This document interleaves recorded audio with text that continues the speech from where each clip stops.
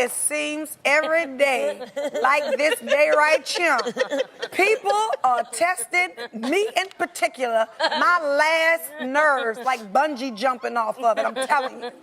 Now, is your mama in your business? Yep, she tried it. Your friend spilled the tea when it wasn't hers to spill. Yep, they sure did try it. Now, sometimes you just need somebody to step in and tell you, child, that was shady. Now, lucky for them and for you, you got me to call them out. Do you want to do this? Do you? Because I don't appreciate you keep throwing out these names. That is what about my disrespect? All I have been is disrespectful. I've been called. So who gets to correct her? Wait a minute. Calm down. There was a demon chasing me. I couldn't move my mouth. I couldn't call the name of Jesus, no nothing. I finally said, no! And it woke her up. That woke her up. All I had to do was pray, call him blood Jesus. That was all right. Tracy had a bad dream. She felt like somebody was watching her all night. Here? I didn't have a dream, but I felt as though somebody was watching. All right, Sonny, I'll see you later. But wait a minute. Hey, Mom, get back over here. It's not nighttime. Let me tell you something. I don't play that. Definitely haunted. I don't care what nobody say, okay? Don't nobody feel like somebody's watching them unless they are. She don't do that. Parenting classes, okay? He knows nothing about having a baby. He doesn't even know how to change the diaper. He's never even seen The Lion King. He needs help fast. Can you believe he hadn't seen The Lion King? I mean, where have you been, Vince? TAMAR BRAXTON, girl, can we talk? Yes, and I want to get to the bottom of Miss Keisha and why she pulled your edges and parted your hair like the Dead Sea. Yeah. So unlike last week, things this week are being done a whole lot differently. I have 4 common denominators this week. And actually it's a bunch of them, but I have to narrow it down to 4. The 4 main ones that I wanted to speak on. Because it's been a lot that has played into the TAMAR BRAXTON, whatever you want to call it. First though, I want to thank everybody who tuned into episode 1, Nene Leakes versus the People. Turned out well. Thank you for supporting. And if you're new here, don't forget to like, subscribe, comment, hit that like bell, and subscribe to my channel. It's me, of course. But let's start with Miss Evelyn. You know, I have been pleading with Tamar and Vincent for a while. Why don't y'all seek counseling? As a parent, you become very desperate. Where do you go? Who do you turn to? They're not listening to you. Now, let me make this perfectly clear. The only reason why Miss Evelyn is in my good graces is because she is sort of kind of in the VIP section when it comes to this whole Braxton family shenanigans, okay? And she, in my opinion, is the only adult and the only, well, I won't say adult because they're all adults, the only elder and the only figure that could possibly correct Tamar or put Tamar in her place or shut Tamar down when she knows Tamar is going to a level in which most of us haven't really saw her in. I kind of wanted to put Miss Evelyn and Tamar's dad, but due to the fact that I'm team Miss Evelyn, I won't even put the dad because here's a little scandal. What he did cheating on Miss Evelyn was the whole child. I'll break that down in another situation. But anyways, Miss Evelyn is definitely sitting in the VIP section this week because honestly, I don't believe that the Braxton sisters could make it the way that they make it without Miss Evelyn. She is the foundation to what they call the Braxton family values. She is the foundation. Even though Tamar created the show. I'll get to that in a moment.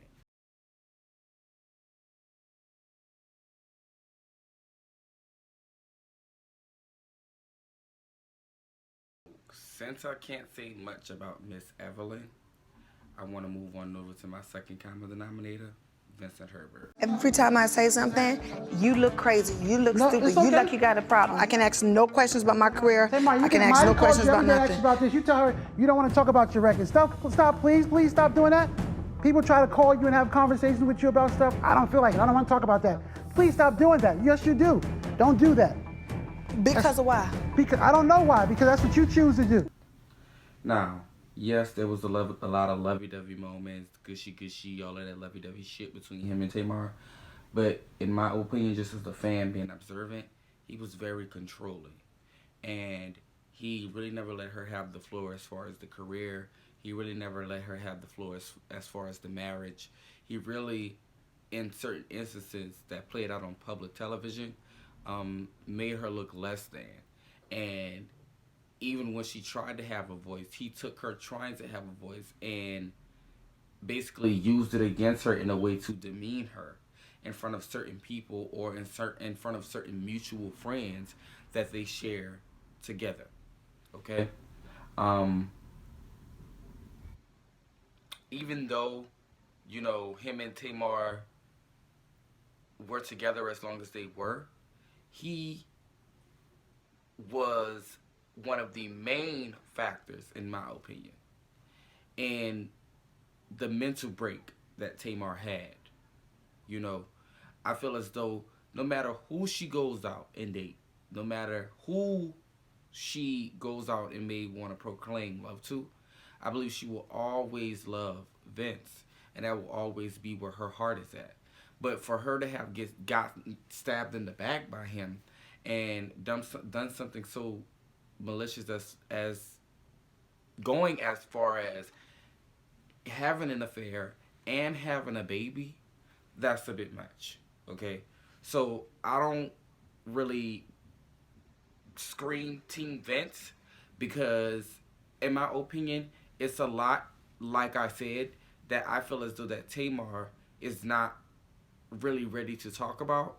And Vince and the mental shit that he did to her, and the real analytics of the communication in the relationship and all of that stuff, she's not ready to discuss publicly. But me, I pay attention. Okay? Honestly, I feel like everything that he attempted to do to Tamar in the final hour of their marriage was a bit tacky. But I'm going to get into the details of divorces and couples in a later video.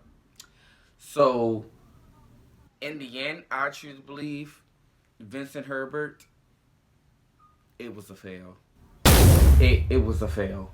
I understand that he may have love for Tamar, and before people chew my head off saying what I said, it was a fail. And we saw it publicly. It was a fail. But contrary to that, I do want to specify that there were good moments between him and Tamar. Everything wasn't all bad. Everything wasn't all cheating and separating and arguing and all of that. Beyond the love, I'm discussing what I observed. And this is why I think that he was one of the main factors in the divorce and everything that he bought in the last few years of the marriage were one of the reasons why Tamar had her mental break earlier last year. Like I said, it's a lot that she doesn't want to talk about, which is completely respectable. But in another sense, it's different when you see it with your own eyes and you see it publicly. I'm one of those people that watch TV a lot. And if I'm going to watch TV and I'm watching something play out on television, or if I'm following a show and I'm watching something play out on television and then I get on the internet to see headlines about the same thing that I just saw on TV, but more in depth, yeah, something in the Kool-Aid ain't sweet. And We got to figure out what this is. So that's my whole jush with Vincent Herbert. Moving right along to the sisters. No God. No Jesus. Nope. Oh my God. Tamar clearly doesn't want to talk about her and Vince. This is never going to be resolved. Anybody else want some cheese? Does your neck hurt, Tamar, from doing that? No. I mean, Jesus. I can't even do that. I get whiplash.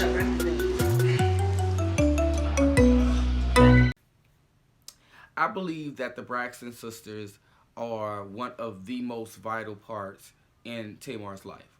I think that the foundation that they share together as sisters beyond their parents is very healthy. Even though there's a lot of negative stuff that they go through at times, it's very healthy. But this is the downfall. I don't really feel as though they can all handle Tamar's personality. Everybody thinks that, you know, Tamar is a certain way, especially when they come around. They did that when they were on Braxton Family Values. They did that in previous seasons of Braxton Family Values. And I kind of feel as though she's the sister that never really fit in. Like, most people believe that it's Trina or Tracy that never really fit in. But in my opinion, it's Tamar. She's always been the quirky one. She's always been the one with, you know, that's ready to kiki with the gays. She's always been that one. But for the rest of them, they haven't really been able to get with the flow of Tamar. And that's been for years. Okay? There was an issue. And this is where I feel as though the main issue between the sisters comes in at. And this doesn't stem from Tamar. This stems from Toni Braxton. Toni was signed to a record label, okay? They were all singing together at one time, and the record label just decided to sign just Toni Braxton, and I feel as though the sisters really took that hard, Tamar being one of them.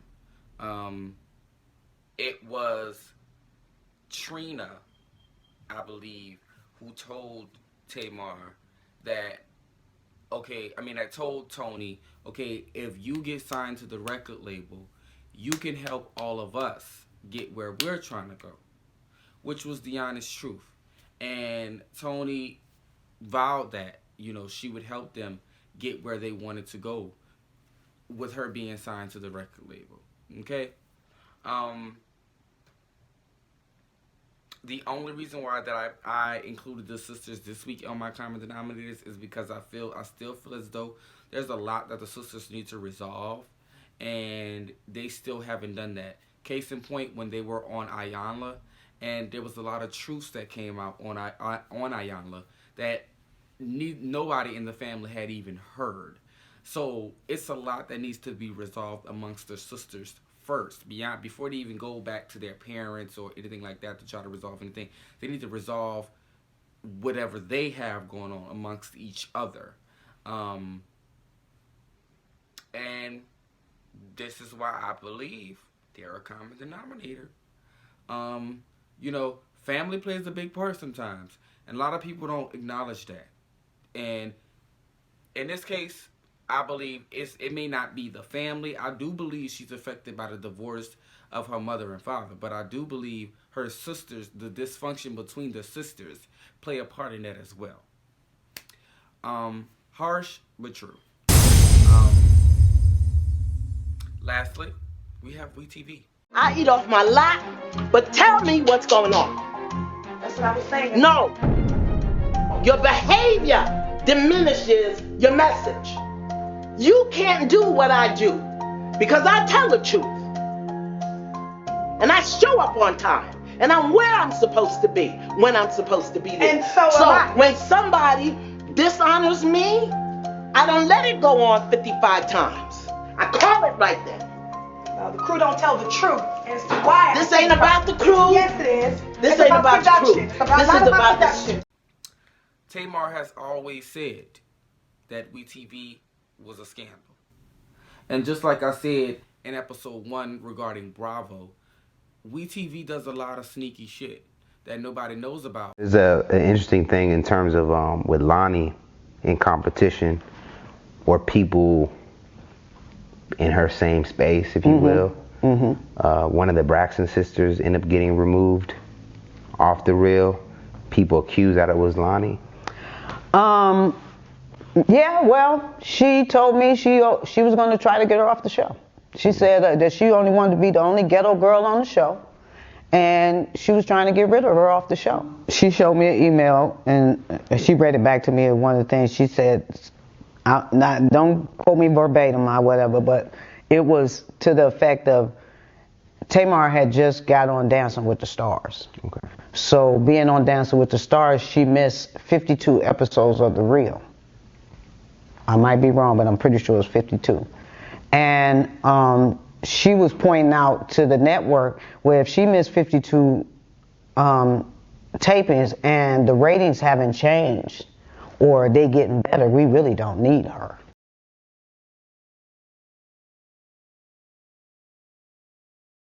They have a repertoire for being very homophobic and very discriminatory at times towards certain people or certain talents that they add to their programming, or say, okay, well, hey, you come over here to our network and host or whatever. They have a tendency of always being just a little bit flaky. And I feel like nobody really talks about that. The only person that I've really heard talk about that is Tamar. And I don't find that surprising, because Tamar has always, I feel like the disconnect came in after her and Vince got the divorce. And I feel like they got a little bit bored with Tamar's storyline. But they started seeing Tamar go distant from the Braxton family values when she got on The Real, and when she started doing her own thing, coming out with more music and stuff like that. I don't really feel as though they liked seeing Tamar be Tamar. They wanted Tamar to be a sister or a background singer to Tony, or they wanted to demean her personality. And that's the common thing amongst these last few people that I just talked about, Vince and the sisters at times too. They all have a tendency to try to demean her personality. Tamar Braxton is Tamar Braxton. You can't change that. You can't. But when you want to be discriminatory because of somebody's personality, that's a bit weird. And that shit needs to be called out. Okay? I'm calling it all out. Also, there's been a lot of allegations against a few people over there at WeTV, and I'm going to let those people remain nameless for now. But needless to say, there have been some alleged allegations coming from over there in that camp, and I just want things to hit the streets first before I dish into that. But just know baby, the season just started. We got a while ago. And baby, the tea is getting even more juicy, even more juicy, and even more juicy. Now, Tamar posts the suicide attempt. I'm always going to support Tamar. Even when things get rough, and even when, she isn't in the most stable place with her mental, or in a relationship with somebody, or with a record label, or with the family, I'm always going to be Team Tamar, because only her real genuine fans and only people that really understand her personality really understand how vital Tamar is to black culture in 2021. And in the 2000s, period. Tamar has came a long way. And I feel like just because people don't know her story, they tend to sleep on her story. And sometimes I find this common trend that a lot of celebrities really don't know how to tell their own stories. They leave out certain parts because, you know, they don't want to seem a certain way, or they don't want their family to seem a certain way. But in all actuality, when you live a public life, it's being shown to us anyways. You see what I'm saying? So it's not like we're speaking off of speculation. It's being shown to us per we can see. So if they do decide to bring Tamar back, I would love to see her on TV again. But she'll never go back to TV. She'll never go back to the Braxton family values. And I understand why. People have been on a smear campaign against that woman for a long time. And WeTV has gotten worse and worse over the years. Even when they went to Iyanla and they did, you know, Iyanla on the Braxtons, she kind of brought Tamar to a whole new level. And it was like Iyanla was poking the bear, but then production was poking the bear. So it kind of was like Tamar was brought here when really the interview should have stayed here. Like, and they keep trying to put her in this limelight. It went from wanting her to be in the limelight of a background singer in tone, like being in Tony's shadow, to now you want to make sure the cameras are rolling when she goes the fuck off because she's at her limit. You can't do that. And that type of shit is shady. Okay? These are my common denominators for the week. Okay? And I'm not going to have no VIP section next week. Get out of here. For real, Tamar? Nobody's in VIP next week because ain't nobody safe. Okay? Ain't nobody safe from the reading. Ain't nobody safe. And it's a lot to be fucking talked about. Okay? I do have a lot that I could have said